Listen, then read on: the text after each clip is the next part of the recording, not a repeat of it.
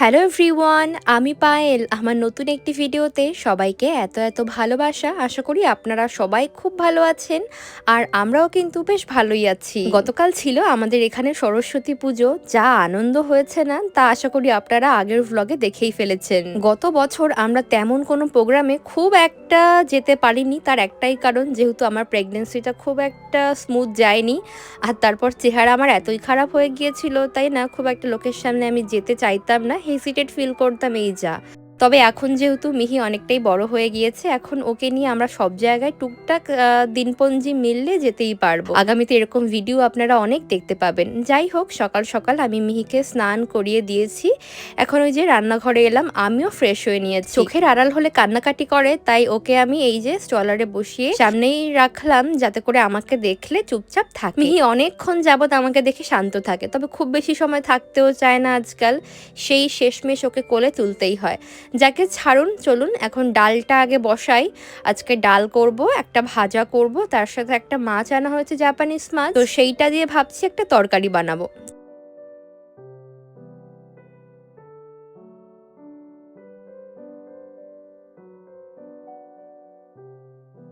তো সবার আগে ওদিকে ডালটা আমি সিদ্ধ বসাতে দেব।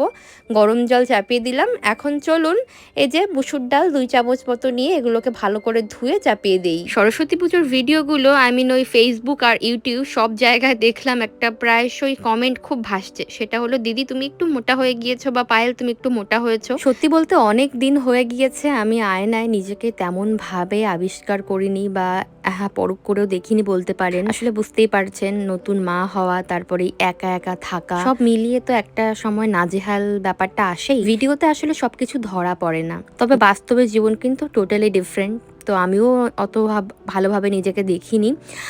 আজকে আপনাদের কমেন্ট পেয়ে তারপর আমি ওয়েট মেশিনের ওপর দাঁড়াতেই লক্ষ্য করলাম যে না, সত্যি আমি মোটা হয়েছি।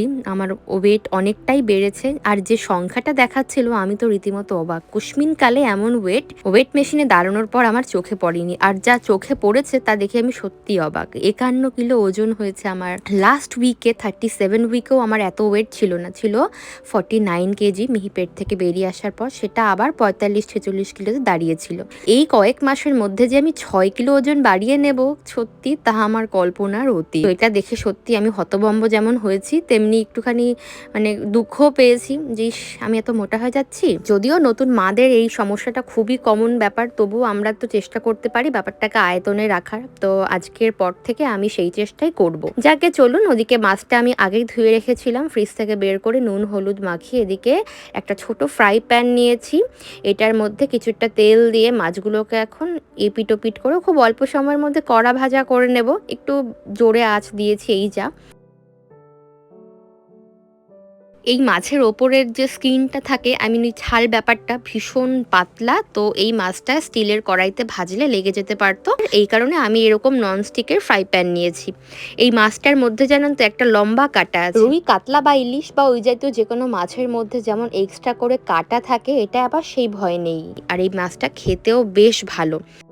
আমাদের দেশে এই মাছের বিভিন্ন রকম নাম আছে। এই দেশে এসে যদিও জেনেছি এই মাছের নাম নাকি ছুরি, ওই যে ছুরির মতো দেখতে, তাই ছুরি নাম। তবে মাকে এই মাছ দেখানোয় মা বললো এই মাছের নাম আমাদের ওই আঞ্চলিক এরিয়াতে ডাকা হয় চেলা মাছ নামে। যাই হোক, দেখুন কথা বলতে বলতে মাছগুলো কেমন কড়া করে ভেজে সেই আগের পাত্রে তুলে নিলাম। এটা আসলে মিহির ঘুমের সময় ওর আর ভালো লাগছিল না, বড্ড ঘ্যান ঘ্যান করছিল, তাই কোলে তুলে নিলাম। সামনে আমি ক্যারিয়ার করে নিয়েছি, একটু দূর দূর করে সাবধানে রান্না করলে সমস্যা হবে না, কিন্তু ঘ্যান ঘ্যানটা একটু কমবে। ওই জন্য থাক, বুকের মধ্যে থাক, গরমে গরমে ঘুমিয়ে পড়বে। আর আমার মাছ ভাজা হয়ে গিয়েছে, এখন এই ফুলকপি আলু ভেজে আমি ঝোলটা, ডালটাও না সিদ্ধ হয়ে গিয়েছে, ডালটা জাস্ট প্লেন করে করবো, আর একটু বেগুন ভাজবো। সবজি দিয়ে মাছের পাতলা ঝোলে আমাদের বাড়িতে মূলত গোটা রাঁধুনি আর জিরে দুই চলে। তো আমি তেলের মধ্যে 2 ফোড়ন দিলাম, দেওয়ার পর কেটে রাখা আলু আর ফুলকপি দিয়ে ভালো মতো এবার ভেজে নিচ্ছি। একটু হলুদ দিলাম যাতে রংটা সুন্দর আসে। এবার এটা যখন বেশ লাল লাল মতো ভাজা হয়ে যাবে, তারপর এর মধ্যে বাকি মশলাগুলো অ্যাড করব। আপাতত এটা ভাজা হোক, ওদিকে দেখি ডালের কি অবস্থা। আমরা এখানকার গ্রসারি শপে যে ধরনের ডাল পাই, ওই মুগ, মুসুর এগুলো ভীষণ তাড়াতাড়ি সিদ্ধ হয়। তবে ছোলা, মটর বা বিউলি এগুলোকে সিদ্ধ করার জন্য অবশ্যই প্রেসার কুকারের দরকার হয়। মুসুর ডালটা আমি ভালো মতো সিদ্ধ করে নিয়েছি। এটাকে আজকে জাস্ট পেঁয়াজ ফোড়নে রান্না করব। এদিকে ফুলকপি আর আলু বেশ লাল লাল করে ভেজে নিয়েছি। এইবার এর মধ্যে দিলাম কিছু বেসিক স্পাইসেস, যেমন লঙ্কা গুঁড়ো, একটু হলুদ গুঁড়ো, সাথে একটু ভাজা জিরের গুঁড়ো, কয়েকটা টমেটোর কিউব দিয়ে ভালো মতো এবার নেড়ে চেড়ে একটুখানি কষিয়ে নেব। অল্প তেল দিয়েছিলাম তো, আর ফুলকপি তো বেশ অনেকটাই তেল শুষে নেয়। যাই হোক, এটুকু তেলেই ভালো মতো কষানো হয়ে গেল। এবার আমি ঝোলের জন্য জল দিয়ে দিলাম। আমার মনে হলো ঝোলের জন্য আরেকটু গরম জল দেয়া দরকার, তো সেটাই দিলাম। আর অনেক দিন বাড়িতে মুসুর ডাল এরকম একদম পাতলা জাস্ট পেঁয়াজ ফোড়নে রান্না করা হয় না। আজকে এই ডাল রান্না করতে করতে ভাবছিলাম আজকে একটু সাথে বেগুন ভাজাও বানাবো। ডালের সাথে যে কোনো ভাজাভুজির আইটেম থাকলে বেশ ভালো হয়।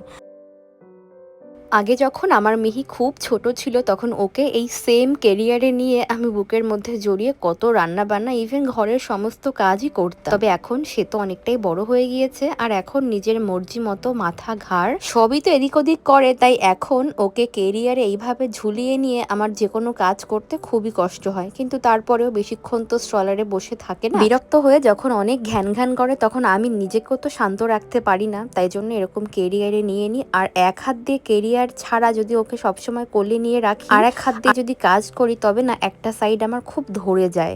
ওই কারণে একটু কেরিয়ার নিই, আবার একটু স্ট্রলারে করি, আবার একটু কেরিয়ার, আবার একটু স্ট্রলার, এইভাবে সার্কেল মোশনে আমি কাজগুলো করি ওকে নিয়ে। তো যাই হোক, মাছ দেওয়ার পর আর বেশিক্ষণ রান্না করব না, এই কারণে যেহেতু এগুলো অনেক কড়া ভাজা করা মাছ, তার উপর আবার সামুদ্রিক নরম মাছ। এদিকে ফুলকপিও বেশি রান্না করলে ভেঙে গেলে সেটা খেতে দেখতে ভালো লাগে না, তাই জিরে গুঁড়ো আগে ফাঁকে দিয়ে দিলাম। একটু কিছুক্ষণ সময় ঢেকে দেব। আর ওই ফাঁকে চলুন কিছু ধনেপাতা আমি বেশ ভালো মতো ফাইনলি চপ করে নেই।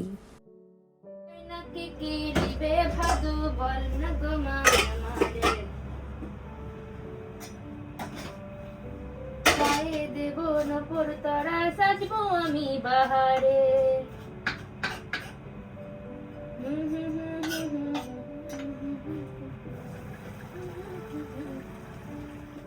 এখানকার কথা ছাড়ুন, বরং আমাদের দেশেও তো আজকাল সারা বছর শীতের সবজি কিনতে পাওয়া যায়, এমনকি এই ধনেপাতাও। তবে শীতকালের ধনেপাতার মধ্যে না একটা অন্য রকম ফ্লেভার থাকে আর বেশ স্ট্রং হয়, তো ওই কারণে খেতে বেশ জমে। আলু দিয়ে ফুলকপি মাছের ঝোল, এটা দুর্দান্ত একটা কম্বাইন্ড খাবার। তার সাথে ধনেপাতা কুচি ছড়িয়ে দিলে আরো বেশ জমে। ওদিকে মিহিকে আমি স্ট্রলারে বসিয়ে রেখেছি, তার কারণ আমার একটু কষ্ট হয়ে যাচ্ছিল। আর এখন না আমি বাসনগুলো মাজবো, তরকারিটা ঢালবো, মসুর ডালটা হয়ে গিয়েছে, ওদিকেও ফোড়ন দেবো। আর ওই ফোড়নের শব্দে ও পায় ভয়, তাই জন্যই ওকে একরকম স্ট্রলারে আবার দূরে বসিয়ে রেখে এলাম।